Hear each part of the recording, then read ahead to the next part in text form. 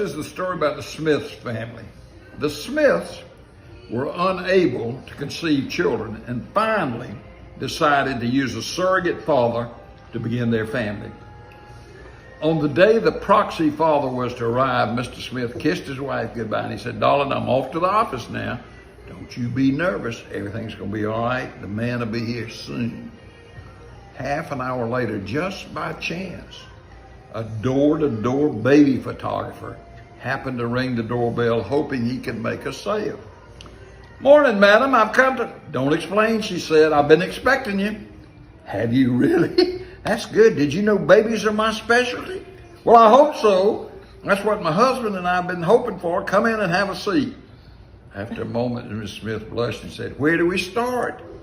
"Well, leave everything to me. I usually like to try 2 in the bathtub, 1 on the couch, and maybe a couple on the bed. Sometimes the living room floor can be fun. You can really spread out there."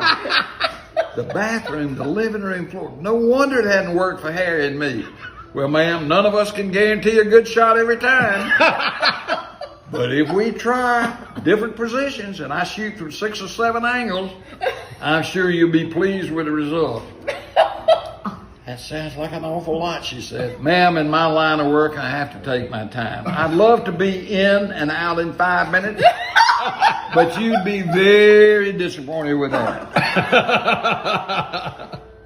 The photographer opened his briefcase and he pulled out a portfolio of baby pictures. "This was done on top of a bus." "Oh my God," she said. "And these twins turned out exceptionally well when you consider their mother was so difficult to work with." "She was difficult?" "Yeah, I'm afraid so. I finally had to take her to the park to get the job done right. People were crowding around us 4 or 5 deep to take a look." "My God, 4 or 5 deep," she said. "It took us 3 hours. The mother kept squealing and yelling. I could hardly concentrate, and when darkness came, I had to rush my shots. Squirrels began nibbling on my equipment so I had to pack it in."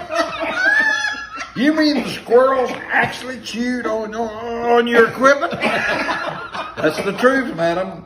"Well, if you're ready, I'll set up my tripod and we can get to work right away." "Your tripod?" "Yes, ma'am. I use a tripod to rest my Canon on. It is much too big to be held by hand." Miss Smith fainted.